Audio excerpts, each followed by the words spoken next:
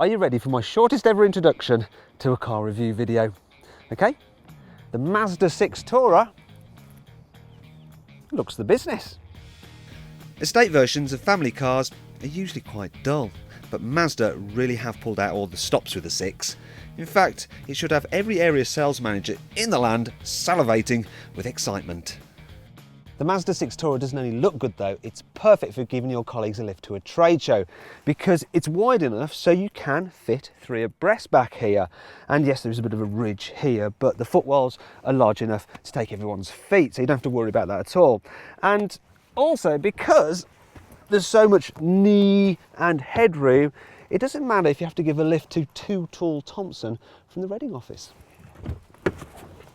This car is also really good for carrying all your sale samples because the boot is among the biggest in this class. Now I also want to show you this because normally on estate cars you have quite an annoying fiddly parcel shelf. This is like one in a hatchback and it just lifts up, gets out the way completely. It's also perforated there so you can see through to make sure that your colleagues aren't moaning about you driving behind your back. It's also very easy to remove.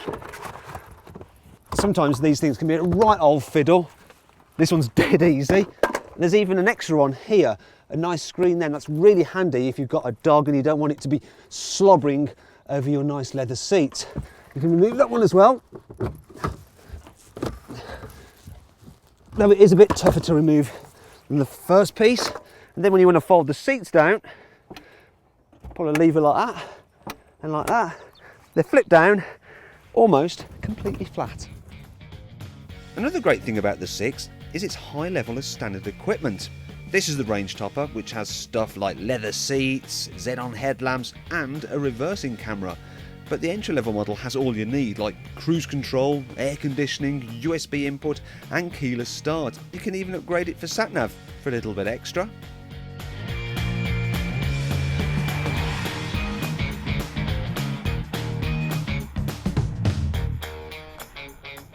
You can get the Mazda6 Tourer with 2 2-litre petrol engines, but you know what, forget them, because the 2 2.2-litre diesel engines are really where it's at, because they come with Mazda's new SkyActiv technology, which is essentially a range of fuel-saving measures which, well, save fuel. The engine in this car, the 148 brake horsepower model, it can return 64 miles per gallon and it emits just 116 grams per kilometre of carbon dioxide, which means it will be very popular with company car fleet managers. However, because it can do 0 to 60 miles an hour in 9 seconds, it will also be very popular with company car drivers. Personally, I really like the way Mazdas feel to drive, and I've actually got an MX-5 and you can feel some of that sporty character even in this big estate car. You sit pretty low, the driving position's really driver focused and all the controls have a positive feel to them. The steering's sharp and the handling, well, you can go around corners pretty quick. That if you are an area sales manager, you've got to be careful that you don't damage all your samples as they slide around in the boot.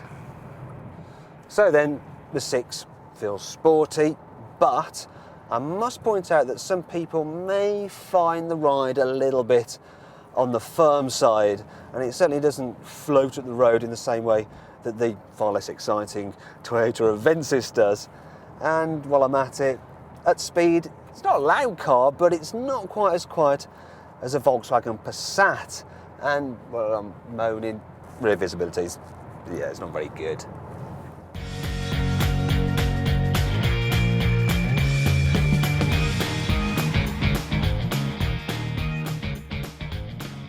The VW also looks better inside. Unfortunately, after the modern exterior, the 6's dated interior is a little bit of a letdown.